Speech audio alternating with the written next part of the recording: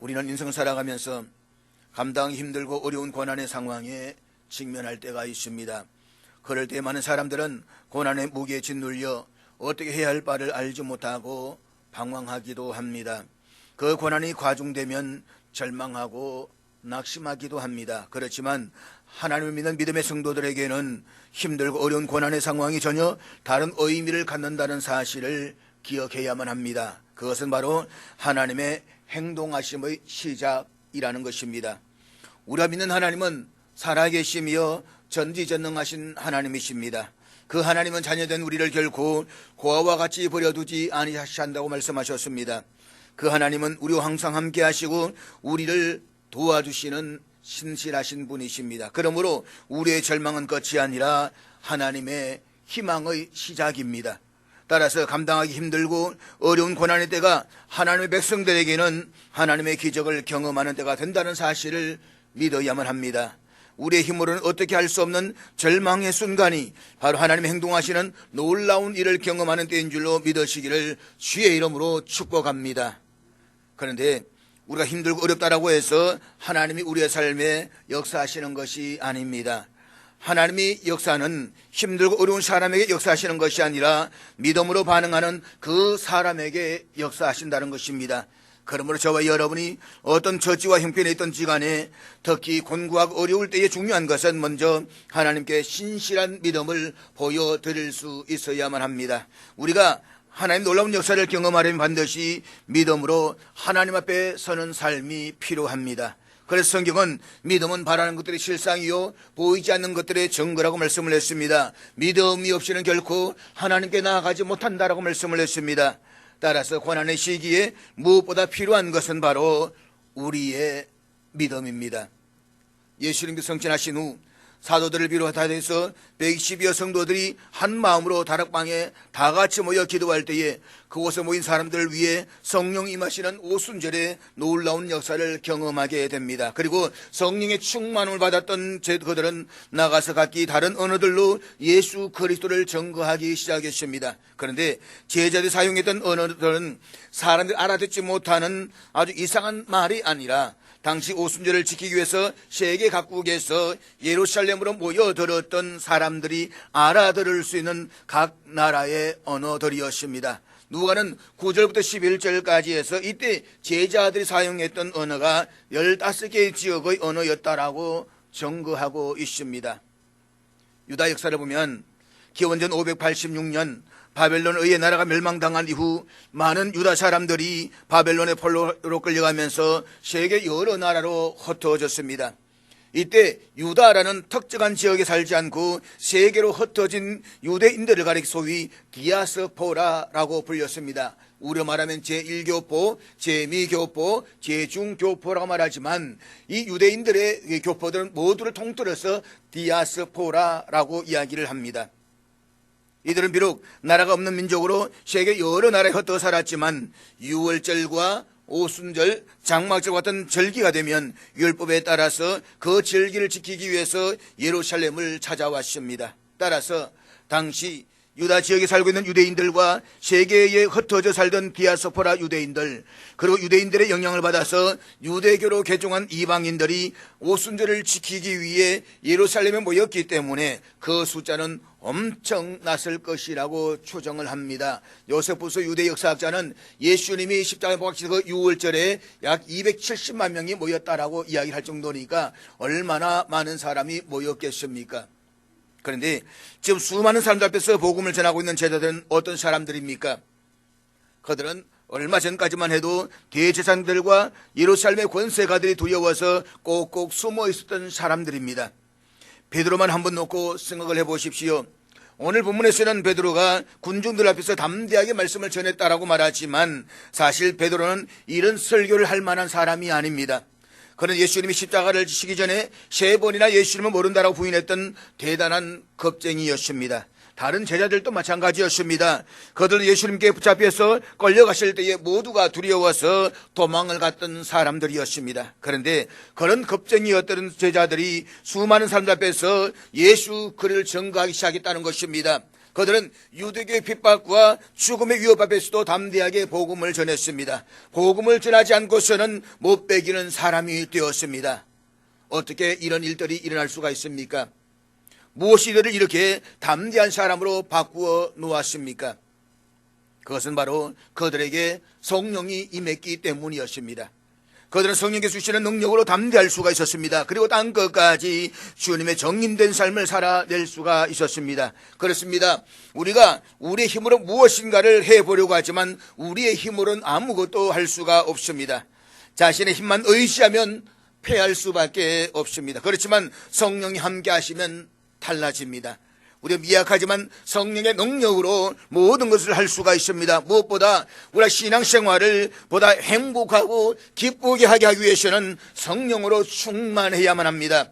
사실 우리 안에 성령의 역사가 없으니까 신앙생활도 밋밋하고 건조한 것입니다. 성령의 은혜가 없으니까 예배를 드려도 예배가 재미있느니 없느니라고 하면서 불평을 해야 되는 것입니다. 그렇지만 성령의 은혜가 임하면 모든 것이 은혜요, 모든 것이 감사인 것입니다. 그러므로 오늘 말씀을 듣고 찬양을 드리는 가운데 하나님께서 여러분의 심령에 성령의 충만한 역사 일하기를 주의 이름으로 축복합니다. 충만이라는 것은 다른 어떤 것도 들어올 수 없는 꽉 찬 상태를 말합니다. 따라서 성령의 기름 부으심으로 나의 정욕과 세상의 탐심을 다 밀어내버리고 오직 예수 그리스도의 복음만이 내 영혼에 가득 차고 넘치시기를 주의 이름으로 축복합니다. 예수님이 약속하신 대로 성령께서 사도들과 예루살렘 교회 성도들에게 충만하게 임하셨습니다. 이것은 베드로와 야고보를 비롯한 몇 사람만이 성령 충만을 받았다는 이야기가 아닙니다. 기도를 많이 했던 사람만이 권능을 받았다는 이야기도 아닙니다. 고서 모였던 120여 명이 일시에 다 같이 충만함을 받았습니다. 그리고 성령 충만을 받았던 제자들은 거리고 나가서 많은 사람들에게 예수 그리스도의 복음을 전하기 시작했습니다. 보십시오. 120여 명이 말을 하는데 각 나라에서 모이던 수많은 사람들이 각기 자기네 언어로 그 말을 듣고 있다는 것입니다. 많은 사람은 자기 말을 편안하게 하는데 듣는 사람들은 누가 들었건 저마다 자기네 언어로 들었다는 것입니다. 제자들 이런 모습을 보고 7절에 의하면 다 놀라 신기하게 여겼다라고 했습니다. 놀랄 수밖에요. 오늘날 이런 사건이 일어났다고 한다면 세계적인 돈 뉴스거리가 되었을 것입니다. 그만큼 오순절의 사건은 굉장한 사건이 아닐 수가 없습니다. 그래서 사람들이 다 놀랐다라고 했습니다. 그런데 이것은 당시의 군중들이 그저 단순히 놀랐다는 정도가 아닙니다. 군중들이 정신을 잃을 정도로 크게 충격을 받았다는 것을 표현하고 있는 것입니다. 나아가서 신기하게 여겼다라는 말은 이상히 여겼다라는 뜻뿐만 아니라 두려워하다라는 뜻을 가지고 있습니다. 그러니까 수많은 사람들이 이성적으로는 도무지 납득이 되지 않는 이 놀라운 현상을 목격하고서는 경건한 두려움을 느끼는 정도로 이르렀다는 것을 우리에게 말해주고 있는 것입니다. 유대인들이 각기 다른 언어들로 말을 하고 있는 제자들을 보고 놀란 이유는 두 가지로 생각해 볼 수가 있습니다. 하나는 제자들이 여러 나라의 언어를 사용했기 때문입니다. 또 하나는 알고 보니까 그들이 바로 갈릴리 사람들이었다는 것입니다. 당시 갈릴리는 일반적인 교육의 혜택을 전혀 받지 못하는 지역이었습니다. 뿐만 아니라 갈릴리 지역의 사람들은 말을 할 때에 그들만의 독특한 발음으로 예루살렘 사람으로부터 놀림을 받았습니다. 우리 경상도 사람들이 쌀이란 쌀 발음이라든지 발음, 이 발음이 잘 안 되지 않습니까? 그래서 말만 들어보면 저게 경상도 사람이다, 갱상도다 라는 것이 확연하게 드러나지 않습니까? 갱상도 말입니다. 갈릴리 사람들이 그랬다는 것입니다. 뿐만 아니라 갈릴리 지역 사람들은 그런 부분에 있어가지고 베드로가 예수님을 모른다라고 계속 부인했음에도 불구하고 사람들이 그를 갈릴리 사람으로 확신했던 이유 가운데 하나가 그의 아주 독특한 억양 때문이었다는 것입니다. 따라서 군중들은 그런 갈릴리 사람들이 한 번도 가본 적이 없는 여러 나라의 언어들을 갈릴리의 독특한 억양으로 거침없이 쏟아내는 것을 보고서 놀라지 않을 수가 없었다는 것입니다. 그래서 그들은 서로 얼굴을 바라보면서 이렇게 말합니다. 보라, 이 많은 사람들이 다 갈릴리 사람이 아니냐. 이 말은 이렇게 말할 수가 있습니다. 우리가 지금 말하고 있는 저들이 무시한 갈릴리 사람이라는 것을 다 아는데 어떻게 저들이 한 번도 가본 적이 없는 우리의 모국으로 말할 수가 있다는 말인가? 그런데 이처럼 놀라며 신기하게 여기는 사람들이 있었던 반면에 13절에 볼 수 있듯이 그들이 세술에 취했다고 단정하면서 조롱하는 사람들도 있었습니다. 6절과 13절은 성령의 충만함으로 복음을 전하고 있는 제자들의 모습에 반응했던 대조적인 두 부류의 사람들을 보여주고 있습니다. 한쪽에서는 놀라움과 두려움이었고 다른 한쪽에서는 빈정거림과 조롱이었습니다. 그러니까 성령 충만한 제자들의 모습을 보고 긍정적인 반응을 보였던 사람들이 있었던 반면에 아주 냉소적인 반응을 보였던 사람들도 있었다라고 하는 것입니다. 우리는 이와 같은 사실에서 중요한 교훈을 깨달을 수가 있습니다. 그것은 성령 충만함이 그리스도의 제자에게 반드시 필요하고 또 그것이 하나님 놀라운 은혜의 선물인 것은 분명합니다. 그렇지만 그럼에도 불구하고 세상에서는 두 종류의 반응이 존재한다는 것입니다. 다시 말하면 우리가 성령의 충만함으로 세상에 나가서 복음을 전거할 때에 세상 사람들이 보이는 반응, 그리스도인들에서 호의적인 사람들이 있는 반면에 그리스도에서 적대적인 사람들도 있다는 것입니다. 이것이 사도행전 전체에 흐르고 있는 구도이기도 합니다. 제자들이 여러 지역으로 다니면서 복음을 전할 때에 복음을 받아들이고 회심하는 사람들이 있는가 하면 악의를 품고 사람들을 선동하여서 생명을 위협했던 사람들도 있었습니다. 그러므로 우리가 주의 일을 하고 복음을 전하다가 핍박을 받고 어려움을 당한다고 해서 결코 섭섭해하거나 실망할 이유가 하나도 없습니다. 세상이 악하기 때문에 그러한 일들이 있는 것은 지극히 당연한 것입니다. 무엇보다 성령 충만한 제자들의 모습을 보고 쇠술에 취했다라고 빈정거리며 조롱한 사람들은 성령을 받지 못했기 때문입니다. 그렇기 때문에 그들은 성령을 받은 사람들의 모습을 이해하지 못하고 오히려 조롱하고 폄하하는 것입니다. 본문에서 베드로도 쇠술에 취했다라고 하면서 자신들을 조롱한 사람들 향해서 맞서 비방하지 않았습니다. 정신 나간 소리 하지 말라고 말하면서 다투지도 않았습니다. 그런 성령의 역사가 자신들의 임했다는 것을 믿었기 때문에 조금도 섭섭하게 여기지 않고 오히려 담대하게 냉정한 마음으로 사실을 설명하고 있습니다. 그럼 우리는 세상 사람들의 시선을 의식할 필요는 없습니다. 우리는 오직 성령의 충만함을 받아야 하며 그리고 성령의 권능으로 때를 얻든지 못 얻든지 세상 사람들에게 예수 그리스도의 복음을 전하기만 하면 되는 것입니다.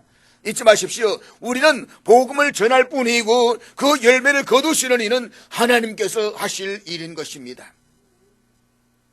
오늘 본문은 오순절에 성령의 충만을 받은 베드로가 수많은 사람들 앞에서 선포했던 설교입니다. 예루살렘에 모여있던 사람들은 갑자기 여러 나라의 언어로 말하고 있는 한 무리의 사람들과 마주쳤는데 이들 가운데 얼마는 자신들 이미 알고 있는 그 사람들이었습니다. 그들은 갈릴리 사람들로서 아주 하찮은 사람들에 불과했습니다. 그랬던 사람들이 갑자기 그것도 완전히 변해버렸습니다. 뭔지는 모르지만 분명히 그들의 놀라운 일이 일어난 것은 분명했습니다. 그런데 사람들은 그들 앞에 이런 하나의 현상, 하나의 체험, 사람들 이런 삶이란 변화를 주목했습니다. 그래서 그들은 서로에게 묻습니다. 아니 이 사람은 모두가 갈릴리 사람들이 아닙니까? 그런데 도대체 이 사람들이 말하는 이 우리말로 모가는 것이 도대체 어떻게 된 일입니까? 군중들이 이런 질문에 베드로가 이런 사실을 가지고 설명을 합니다. 그런데 베드로가 전하는 말씀의 내용을 한번 잘 살펴보십시오. 베드로는 궁금해하는 군중들 향해서 단지 자신들의 체험을 이야기하거나 이것은 정말 놀라운 일이며 여러분도 이것을 체험할 수 있습니다 라고 말하지 않았습니다. 우리가 주목해야 하는 것이 바로 이것입니다. 오늘 그리스도인들 가운데 많은 사람들은 소위 자신이 체험한 신앙을 간증하면서 여러분들도 나와 같이 체험할 수 있습니다 라고 이야기를 합니다. 그리고 자신이 체험했던 그 체험을 해보라고 요청을 합니다. 이것은 베드로를 비롯해서 사도행전의 제자들이 전구했던 내용과는 얼마나 많은 차이가 있습니까? 사랑하는 여러분, 베드로 전한 설교의 내용을 한번 보십시오. 베드로는 결코 그렇게 말하지 않았습니다. 베드로는 어떻게 해서 자신들이 이처럼 놀라운 성령 역사를 체험하게 되는지에 대해서도 말하지 않았습니다. 더구나 베드로는 자신의 사건을 이론적으로 설명하려고 하지도 않았습니다. 지금 베드로는 군중들로 하여금 자신들의 이러한 이 놀라운 사건을 이해하고 싶다면 나사렛 예수를 주목하라고 요청하고 있습니다. 그렇습니다. 우리가 믿는 기독교의 신앙의 기초는 자신이 체험하는 것을 전하는 것이 아닙니다. 나에게는 일들이나 나 자신에 대해서 말하는 것도 아닙니다. 물론 기독교는 체험의 종교입니다. 우리는 베드로를 비롯한 수많은 제자들이 오순절에 성령 기름 부으심을 체험했듯이, 또 바울이 다메섹에서 부활의 주님을 만났듯이 신앙의 체험이 있어야만 합니다. 그렇지만 성경 어디에도 자신이 체험한 것을 증거라고 말하고 있지는 않습니다. 이것은 결코 성경이 가르치고 있는 방법이 아닙니다. 사도 바울은 이 사실에서 고린도후서 4장 5절에서 이렇게 말씀하고 있는데 다 같이 읽도록 하겠습니다. 우리는 우리를 전파하는 것이 아니라 오직 그리스도 예수의 주 되신 것과 또 예수를 위하여 우리가 너희의 종된 것을 전파함이라. 바울은 자신이 전하고자 하는 것이 메시지는 자신의 출신과 학벌, 지식과 재능 등 자기 자신에 대한 것이 아니라고 했습니다. 우리가 전해야 하는 내용은 바로 예수 그리스도가 주님이시라는 사실입니다. 그렇기 때문에 바울은 분명히 선언합니다. 우리가 전파하는 것은 우리 자신이 아닙니다. 그렇습니다. 우리는 결국 우리 자신을 드러내거나 우리가 체험하는 것을 가지고 신앙적 우위에 있는 것처럼 자신을 높이려고 해서도 안 됩니다. 우리는 실상 아무것도 아닙니다. 모든 것은 주님께서 다 하셨습니다. 그러므로 우리는 오직 우리를 구원하신 예수 그리스도만을 전해야 되는 것입니다. 예수 그리스도만이 드러나게 해드려야 되는 것입니다. 베드로가 군중들을 향해서 전했던 메시지가 바로 그러했습니다. 베드로가 전했던 설교의 모든 중심은 오직 예수 그리스도였습니다. 예수님께서 죽은 자 가운데서 부활하시고 제자들 나타나지 않으셨다고 한다면 아무 일도 일어나지 않았을 것입니다. 베드로는 그 나사렛 예수가 바로 하나님의 독생자이시며 또 죽은 자 가운데서 부활하심으로써 이 사실을 증명했다라고 선포하고 있습니다. 이 사실을 베드로는 군중들을 향해서 논정적으로 설명하고 있습니다. 특별히 베드로의 설교는 당시의 제자들과 초대 예루살렘 교회가 예수님을 어떻게 생각하고 있었는가를 잘 보여주고 있습니다. 한마디로 초대 교회의 기독론이라고 말할 수 있는 것입니다. 그렇다면 베드로가 오순절에만 성령의 사건을 통해서 사람들 전고자고 했던 내용이 무엇입니까? 첫째로 성령 강림의 사건은 선제도에서 예언된 하나님의 그 약속이 성취되었다는 것입니다.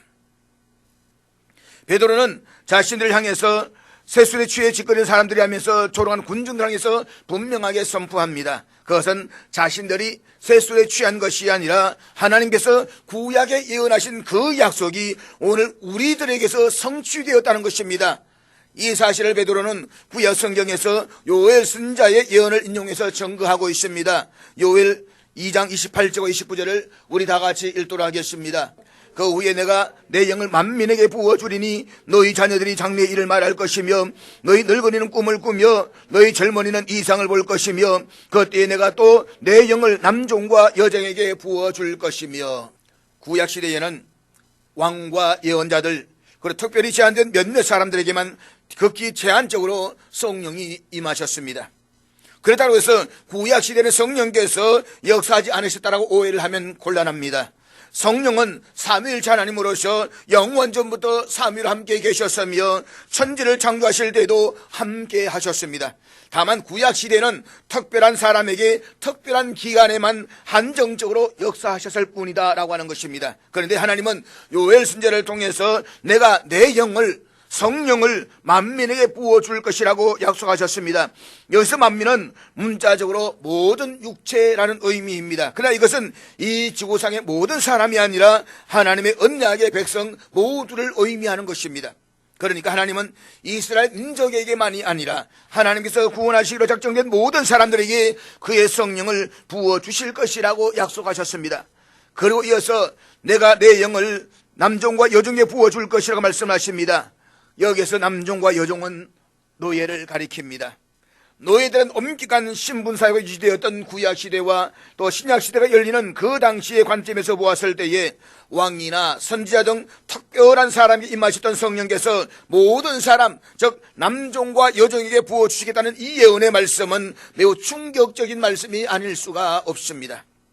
이와 같은 사실은 인간은 사회적 신분을 엄격하게 구분했지만 하나님은 사람을 왜 물어보지 않으시고 그가 어떤 신분, 어떤 형편에 있던 예수 그리스도를 믿고 그의 피로 인침을 받은 자들에게는 약속하신 성령을 충만하게 부어주시겠다는 약속인 것입니다. 요한을 통해 말씀하신 이 예언은 약 500년이 지난 후 오순절 예루살렘 다락방에 모인 120여 명의 성도들에게서 성취가 됩니다. 하나님께서는 오순절에 예수를 믿는 모든 성도들에게 성령을 부어주신 것입니다. 그런데 내 영을 부어주리니에서 부어주다라는 동사는 아주 건조한 사막에 맹렬한 열대성 폭풍우가 쏟아지는 것을 의미합니다. 그러니까 하나님께서는 성별과 연령과 계층의 차별 없이 하나님 택하신 모든 사람들에게 이슬비나 소낙비 정도가 아니라 억수같이 성령을 부어주시겠다는 것입니다. 베드로는 이 놀라운 예언의 약속이 오순절에 임하신 성령의 사건으로 성취되었다고 선언하고 있습니다. 그리고 성령께서는 오순절에만 임하시는 것이 아니라 우리 주님이 하시는 그날까지 하나님 백성들 모든 자에게 부어주실 것입니다. 그러므로 우리와 함께 하시는 성령을 의식하면서 억수같이 쏟아 부어주시는 성령의 충만한 기름 부으심의 역사가 오늘 저와 여러분이 일어나기를 주의 이름으로 축복합니다. 둘째로 하나님께서 약속하신 예언의 핵심은 바로 예수 그리스도이십니다. 베드로가 자신들을 보면서 한편은 놀라움과 당황하는 사람들과 또 한편으로 빈정거리면서 조롱하는 사람들을 향해서 자신의 말을 들으라고 말하면서 그가 처음으로 한 말은 바로 나사렛 예수였습니다. 그런데 베드로는 나사렛 예수가 그날 우연히 태어난 것이 아니라 구약 성경에서 많은 선자들에 의해서 예언된 바로 그분이심을 증거하고 있습니다. 우리가 구약 성경을 보게 되면 예수님이 태어나시기 수세기 전에 다양한 선자들에 의해서 장차 오실 예수님에 관한 예언들이 기록되어져 있는 것을 확인할 수가 있습니다. 즉 이들은 예수님이 베들레헴에서 탄생하신다는 것과 그 나귀 새끼를 타고 예루살렘에 입성하실 것, 그리고 은30에 배신당하실 것을 예언했습니다. 뿐만 아니라 예수님의 십자가에서 죽음당하심과 부활하심, 그리고 성천하시고 성령을 보내주실 것이라고 하는 모든 것이 구약 성경의 선자들 중에서 예언되어져 있습니다. 그러니까 예수님에 관한 모든 것은 역사의 어느 한 시점에 우연히 일어난 사건이 아니라 이미 오래전에 하나님께서 온 인류를 구원하시기 위해서 계획하셨던 바로 그 사건이었다는 것입니다. 그리고 그것이 때가 찼을 때 하나님께서는 선지자들 중에 말씀하신 그 예언을 성취하게 하셨다는 것입니다. 지금 베드로 군중들에게 이 사실을 정언하고 있는 것입니다. 당시 예루살렘에 모여있던 많은 사람들은 예수님의 십자가 사건을 익히 잘 알고 있었습니다. 그들 가운데 많은 사람들이 끔찍했던 십자가 사건을 직접 목격하기도 했었습니다. 무엇보다 그들은 예수님의 생전에 행하시던 놀라운 기적들도 기억하고 있었습니다. 그렇기 때문에 그들에게는 한 가지 의문이 있었습니다.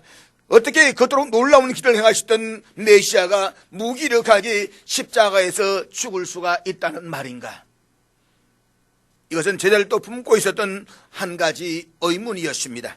왜 하필이면 예수님께서 그 끔찍한 십자가에 무기력하게 죽으셔야만 했느냐 이 말입니다.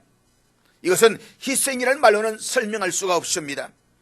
본래 십자가는 흉악한 죄를 범한 사람을 채찍질로 심하게 때린 후에 길가에 발가벗겨서 십자가에 매달아 놓고 처형하는 도구였습니다. 그러니 그렇게 죽으신 예수님을 메시아로 주님을 섬긴다라고 하는 것이 얼마나 어려운 일이었겠습니까? 그렇지만 그들은 성령의 충만을 받은 후 지난 3년 동안 예수님과 함께했던 사건 하나하나가 새롭게 깨달아지고 느껴집니다.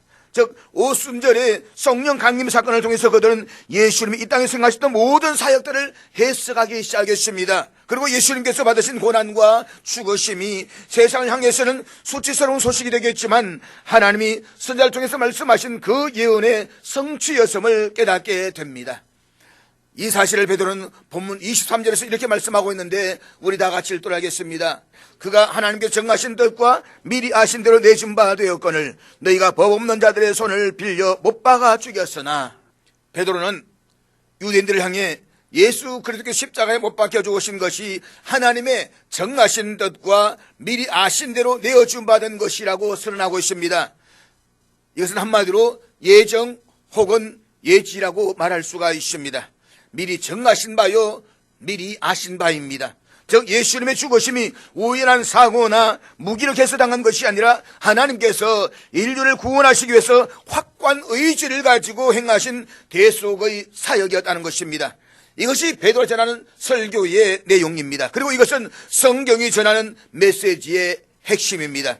성경은 예수 그리스도의 십자가의 죽음은 죄악으로 영원히 죽을 수밖에 없는 인류를 구원하시기 위한 하나님의 계획과 목적의 한 부분이었다라고 가르치고 있습니다. 그런데 하나님께서 독생자 예수를 십자가에 못 박는 극단적인 방법을 통해서 인류를 구원하셔야만 했던 이유가 무엇일까요? 다른 방법은 없었을까요? 예, 그렇습니다. 이 방법만이 하나님의 공의와 사랑을 만족시킬 수 있는 유일하고 최선의 방법이었기 때문입니다.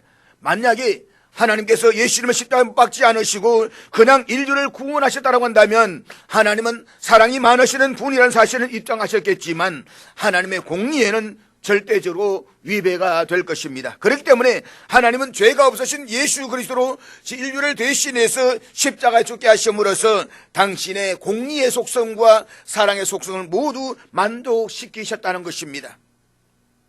사랑하는 여러분, 예수님 단순히 우리를 가르치기 위해서 이 땅에 오시지 않았습니다.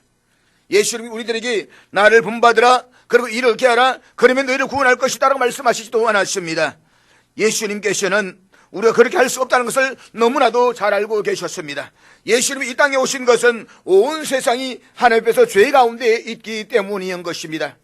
모든 사람이 죄를 범하였음에 하나님의 영광을 이루지 못하더니, 그렇습니다. 예수님이 오신 것은 인간이 스스로 구원할 수 없었기 때문인 것입니다. 그렇기 때문에 사랑의 하나님께서 우리의 죄를 담당케 하시려고 당신의 아들을 세상에 보내신 것입니다. 베드로 이 사실을 다시 구약 성경 가운데 이스라엘에서 가장 존경받는 왕인 다윗의 시편 16편과 110편을 인용해서 설명하고 있습니다. 다시 말해서 베드로는 예수님의 십자가에서 순환과 부활, 그리고 하늘로 올라가시면 다윗이 예언했던, 그리고 선절이 이었던 바로 그 예언의 성취였다는 것입니다. 셋째로 하나님의 이 모든 계획의 목적은 바로 구원입니다. 베드로는 자신이 일어났던 성령 강림의 사건과 예수 그리스도의 사역과 십자가의 죽으심, 그리고 부활하심과 성취하심의 모든 것이 하나님께서 계획하셨던 것이었음을 구약 성경을 인용해서 설명한 이후에 군중들에게서 아주 폭탄성 같은 발언을 합니다. 그것이 본문 36절 말씀인데 우리 36절 다 같이 읽도록 하겠습니다. 그런즉 이스라엘 온 집은 확실히 알지니 너희가 십자가에 못 박은 이 예수를 하나님이 주와 그리스도가 되게 하셨느니라 하니라. 여러분, 지금 베드로의 설교를 듣고 있는 사람 중에는 예수님을 신성 모독죄로 덮어씌워서 십자가에 못 박아 죽이는 데에 직간접적으로 관련되었던 사람들이 있었을 것입니다. 그들은 예수를 십자가에 못 박으라고 소리 질렀던 사람들이었습니다. 아니, 본인들은 관여하지 않았다라고 할지라도 죄가 없으신 예수님께서 십자가에 못 박혀 돌아가실 때에 모두가 침묵으로 동조했던 것은 사실이었습니다. 그런데 그런 군중들 향해서 베드로가 아주 겁도 없이 담대하게 외칩니다. 여러분이 십자가에 못 박아 죽인 이 예수를, 다시 한번 여러분이 이 예수를 십자가에 못 박아 죽였습니다 라고 지금 선언하고 있는 것입니다. 사람들이 무시하던 갈릴리 지방의 일부 어부였고 언제나 생각보다는 행동이 앞섰으며 때로 영적으로 무지하고 비겁하게 했던 그 베드로가 이 구약 성경을 인용하면서 마지막 결론을 이렇게 선언하고 있습니다. 여러분이 이 예수를 십자가에 못 박아 죽였습니다. 그가 이토록 담대하게 탁월한 설교로 변하게 된 것은 전적으로 성령의 충만함이었습니다. 이것은 또한 어리석은 자를 지혜롭게 하시고 약한 자를 강하게 하시는 하나님의 놀라운 역사인 것입니다. 그리고 이 사실은 우리가 세상 속에서 담대할 수 있는 이유이기도 한 것입니다. 보십시오.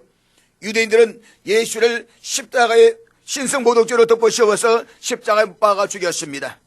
예수를 십자가에 못 완악한 군중들은 이제 끝났다고 생각했겠지만 거대 망치질하는 그 순간에도 자신들이 하나님의 뜻을 이루고 있다는 것을 알지를 못했습니다. 그렇지만 하나님은 당신의 원수들을 사용해서 자신의 계획을 이루셨습니다. 인간의 악의가 하나님의 계획을 좌절시킬 수가 없었습니다. 사탄과 인간은 가장 극악한 짓을 했지만 하나님께서 이 모든 것을 박살내셨습니다. 예수님은 죽으실 수 없었습니다. 그분은 하나님이십니다. 그분은 결국 사망의 그늘에 매여 있으실 분이 아니십니다. 그분은 사망의 결박을 끊고 부활하셨습니다. 그리고 그분은 성천하셔서 하나님 우편에 앉아 계십니다. 그러므로 베드로는 이렇게 선합니다. 너희가 십자가에 못 박은 이 예수를 하나님이 우리 주와 그리스도가 되게 하셨느니라. 이것이 베드로가 군중항에서 가르친 결론이었고 기독교를 향한 메시지이기도 한 것입니다. 그리고 베드로는 이 모든 일의 정인이라고 했습니다. 너희가 십자가에 못 박은 이 예수는 바로 우리의 주요 그리스도가 되셨다, 이 말인 것입니다. 사랑하는 여러분, 성령의 충만을 받은 제자들이 전했던 복음의 내용은 오직 나사렛 예수였습니다. 그들은 결국 자신들의 이름을 드러내지 않았습니다. 베드로가 성전 미문 안전 변전뱅이를 일으킨 직후에 많은 사람들이 자기를 바라보면서 놀라서 모여들기 시작했습니다. 태어날 때부터 안전뱅이를 일으킨 사건은 참으로 놀라운 사건이 아닐 수가 없습니다. 많은 사람으로부터 칭송을 받기에 충분합니다. 따라서 언제나 우쭐대기를 좋아했던 베드로는 많은 사람들 앞에서 자신의 정문의 내용이 될 만한 상황이었습니다. 그럼에도 그는 단호하게 그것을 거부하고 오직 나사렛 예수만을 증언했습니다. 이것은 베드로만 그랬던 것이 아니라 모든 제자들도 그렇게 했습니다. 제자들이 있던 정문의 내용은 예수는 그리스도이시며 하나님이시다, 예수는 부활하셨다라고 하는 것이었습니다. 때로는 대제사장들과 권세가들이 제자들을 협박하면서 제자들이 전한 복음의 내용을 바꾸거나 침묵을 요구할 때에도 그들은 목숨을 내놓고 더 담대하게 예수 그리스도를 선포했습니다. 사랑하는 여러분, 성경이 가르치는 진리는 여러분이 어떤 사람인지, 여러분이 유능한지 그렇지 못한지는 중요하지 않습니다. 여러분의 성격이 어떤지도 중요하지 않습니다. 또한 여러분이 필요한 것이 무엇인지도 중요하지 않습니다. 정말 중요한 것은 예수 그리스도 그분이 누구이신가 라고 하는 것입니다. 무엇 때문에 선자들이 예수님에 대해서 기록했으며 무엇 때문에 하나님은 예수님을 보내서 죽게 하셨을까? 그 죽음이 나와는 무슨 상관이 있을까? 이것이 저와 여러분의 질문이어야만 합니다. 이것이 역사와 대면하는 방법이기도 합니다. 그런데 오늘 많은 그리스도인들은 이것을 외면하고 있습니다. 그렇기 때문에 우리 자신이 어디로 가고 있는지도 알지 못하고 인생을 이해하지도 못하며 영원한 미래를 두려워하면서 어둠과 죄의 비역 가운데 머물러 있는 것입니다. 그러므로 이제 스스로에게 인생의 근본적인 질문을 던져보십시오. 예수 그리스도, 그는 누구이신가? 그가 나와는 무슨 상관이 있는가?